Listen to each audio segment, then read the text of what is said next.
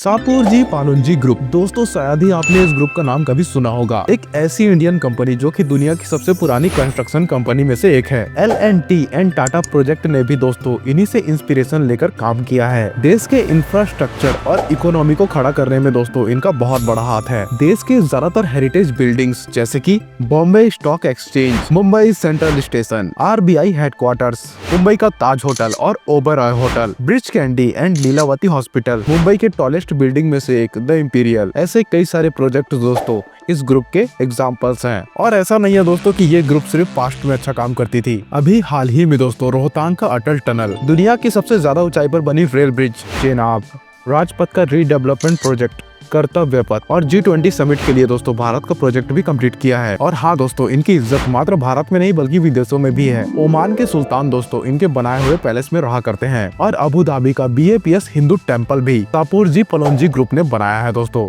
बहुत कुछ है इस ग्रुप के बारे में दोस्तों जिनके बारे में आप अनजान हो। इसी ग्रुप ने दोस्तों रतन टाटा जी के बाद टाटा ग्रुप को अगला चेयरमैन दिया। पालुंजी के बेटे साइरस मिस्त्री और ये टाटा ग्रुप जैसे बड़े कॉन्ग्लोमरेट में 18% का या कहें इससे भी ज्यादा की हिस्सेदारी रखते हैं। लेकिन दोस्तों आज से 160 साल पहले इस ग्रुप ने शुरुआत की थी मुंबई से, जहां पर दोस्तों उनको सबसे पहला फुटपाथ बनाने का कॉन्ट्रैक्ट मिला था। तो आज की इस वीडियो में दोस्तों मैं आपको सापुरजी पालुंजी ग्रुप की पूरी हिस्ट्री के बारे में बताने जा रहा हूं। तो दोस्तों वीडियो को शुरुआत करने से पहले इस वीडियो को लाइक कर दो और हमारे चैनल इन्वेस्टर ओशियन को सब्सक्राइब कर दो, ताकि ऐसी इन्फॉर्मेटिव वीडियो दोस्तों मैं आप तक और लगातार लाता रहूं और आपको नोटिफिकेशंस मिलती रहे। इसके लिए दोस्तों उस बेल आइकन को जरूर दबा दीजिएगा और ऑल पे सेट कर दीजिएगा। ये बात है दोस्तों 18वीं सदी की, जब ईरान से दोस्तों कुछ पारसी फैमिलीज इंडिया में आती है, यानी कि हमारे भारत देश में आती है, वो भी दोस्तों बिजनेस अपॉर्चुनिटी की तलाश में। हालांकि दोस्तों उस वक्त ब्रिटिश हुकूमत ने देश पर अपना दबदबा बना के रखा हुआ था और दोस्तों उस वक्त मुंबई धीरे धीरे एक इंडस्ट्रियल हब के रूप में तब्दील हो रहा था। लेकिन ट्रेडिंग के अलावा हम इंडियंस के पास कुछ ज्यादा ऑप्शंस अवेलेबल नहीं थे। सभी की सभी मिल्स, फैक्ट्रीज या फिर प्रोडक्शन यूनिट या तो अंग्रेजों के कब्जे में थी या फिर दोस्तों हमारे जरूरत के सामान ब्रिटेन से इंपोर्ट होकर आते थे।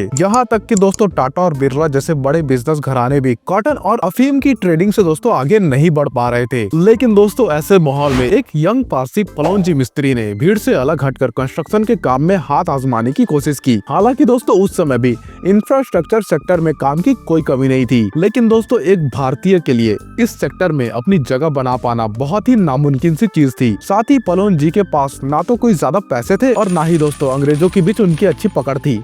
लेकिन दोस्तों अपने बिजनेस को प्लान करते करते उन्होंने एक ब्रिटिश व्यक्ति से दोस्ती कर ली और साथ मिलकर दोस्तों साल 1865 में लिटिलवुड पालुंजी के नाम से एक कंस्ट्रक्शन कंपनी की शुरुआत कर दी। वो छोटे मोटे कंस्ट्रक्शन का काम तो करने लगे, लेकिन दोस्तों जब भी किसी गवर्नमेंट प्रोजेक्ट के लिए अप्लाई करते तो कोई न कोई इशू बता करके दोस्तों उन दोनों को साइडलाइन कर दिया जाता था और वो कॉन्ट्रैक्ट किसी एस्टेब्लिश ब्रिटिश कंपनी के हाथों में चला जाता था। लेकिन दोस्तों पालुंजी इस सभी के लिए मेंटली बहुत ज्यादा प्रिपेयर्ड थे, इसीलिए दोस्तों वो कभी घबराते नहीं थे और लगातार गवर्नमेंट प्रोजेक्ट्स में दोस्तों अपना प्रपोजल सबमिट करते रहते थे। और आखिरकार दोस्तों मुंबई की चौपाटी में एक फुटपाथ के कंस्ट्रक्शन का काम उन्हें मिल गया। उनके क्वालिटी वर्क को देखकर दोस्तों अंग्रेज काफी ज्यादा इम्प्रेस हो गए और फिर उन्हें मालाबार हिल में एक रिजर्वायर के कंस्ट्रक्शन का काम मिल गया। इसके जरिए दोस्तों अगले 100 सालों तक आसपास के सभी घरों में वाटर सप्लाई की गई। धीरे धीरे दोस्तों उनकी कंस्ट्रक्शन की कंपनी को काफी ज्यादा काम मिलने लगा और मात्र 13 साल की उम्र में दोस्तों उनके बेटे सापुरजी मिस्त्री धंधे में उनका हाथ बटाने लगे थे। फिर कंपनी का नाम बदला गया दोस्तों और कंपनी का नया नाम रखा गया सापुरजी पालुंजी एंड कंपनी। फिर साल आता है दोस्तों 1930 का, जब मुंबई के गवर्नर ने उन्हें 1.6 करोड़ में, उस समय के 1.6 करोड़ इतने रुपए में दोस्तों उनको बॉम्बे सेंट्रल रेलवे स्टेशन बनाने का कॉन्ट्रैक्ट दिया गया। और ये दोस्तों उनके लिए बहुत बड़ा मौका था खुद को साबित करने का। दिन रात की कड़ी मेहनत के बाद सिर्फ 21 महीनों के रिकॉर्ड टाइम में इस प्रोजेक्ट को उन्होंने कंप्लीट कर दिया, जिसके बाद दोस्तों उनका ये ग्रुप सबके नजर में आ गया और सबको ये लगने लगा कि कोई इंडियन कंपनी भी है जो बड़े इंफ्रास्ट्रक्चर वाले प्रोजेक्ट को तेजी से कंप्लीट कर सकती है। फिर साल आया 1940 का, जब देश में अंग्रेजों के खिलाफ एक लहर थी और ब्रिटिश बिजनेसमैन ने अपना धंधा समेटना शुरू कर दिया था।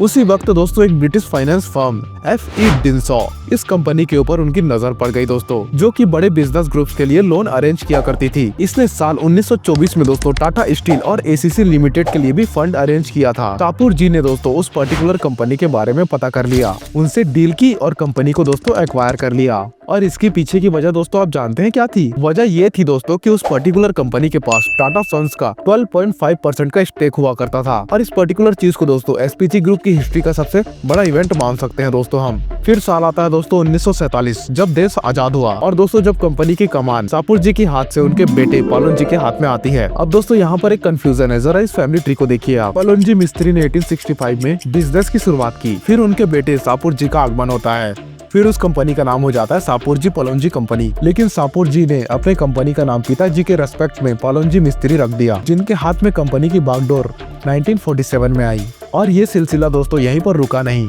बल्कि दोस्तों आगे भी ऐसा ही चलता रहा।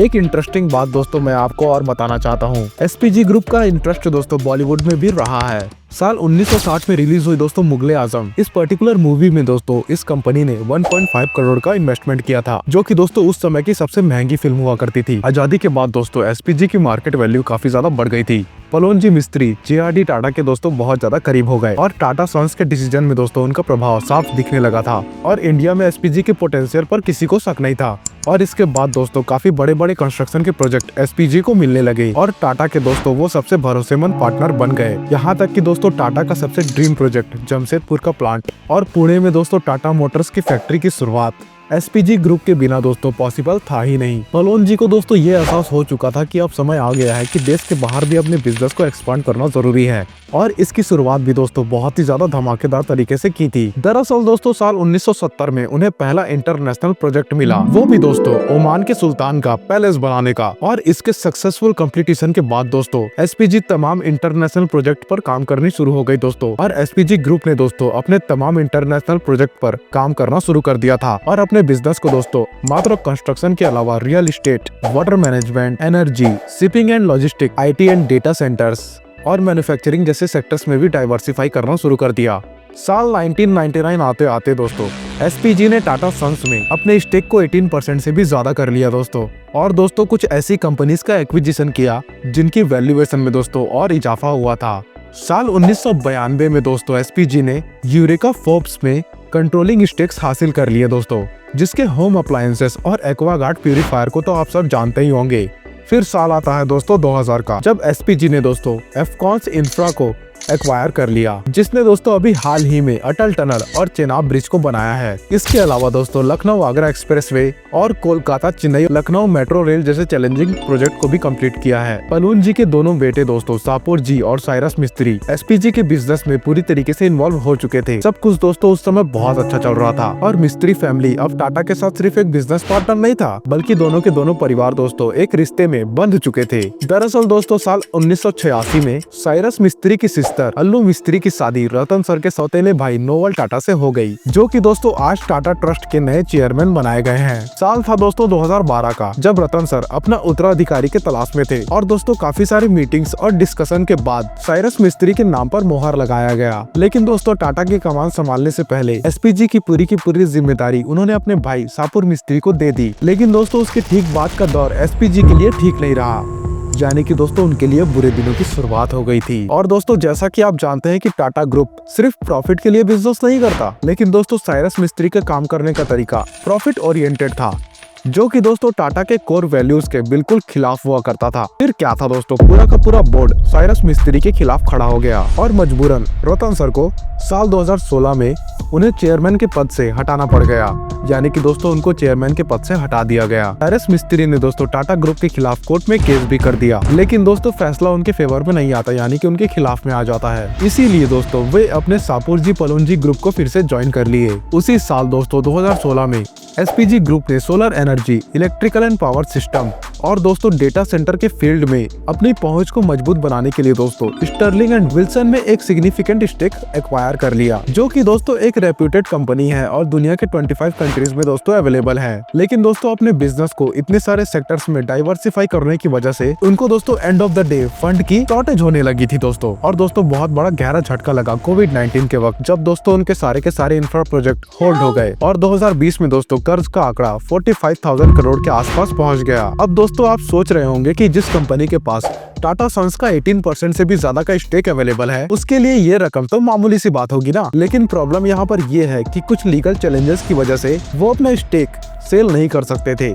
फिर जब कोई ऑप्शन नहीं दिखा तो सापुर और साइरस ने अपने कोर बिजनेसेस को छोड़कर बाकी कंपनीज जैसे कि स्टर्लिंग एंड विल्सन और यूरेका फोर्ब्स के स्टेक्स को सेल करना शुरू कर दिया। लेकिन दोस्तों साल 2022 सापुरजी एंड पोलोंजी ग्रुप के लिए दोस्तों सबसे दर्दनाक और बुरा रहा, जब साइरस मिस्त्री के पिता के डेथ के कुछ ही महीनों बाद दोस्तों साइरस मिस्त्री की भी एक कार एक्सीडेंट में डेथ हो गई। और दोस्तों आज की स्थिति यह है कि साइरस मिस्त्री के भाई सापुरजी मिस्त्री अपने बेटे पलोन और साइरस के बेटे फिरोज और जहान के साथ दोस्तों कंपनी की लेगेसी को आगे लेकर जा रहे हैं। तो दोस्तों मुझको ये उम्मीद है कि सापुरजी पोलोंजी ग्रुप के बारे में दोस्तों आपको कुछ नया जानने को जरूर मिला होगा, और अगर मिला तो इस वीडियो को लाइक कीजिएगा दोस्तों, और हमारे चैनल को दोस्तों सब्सक्राइब कर दीजिए ताकि ऐसी इन्फॉर्मेटिव वीडियो आप तक लाता रहूं।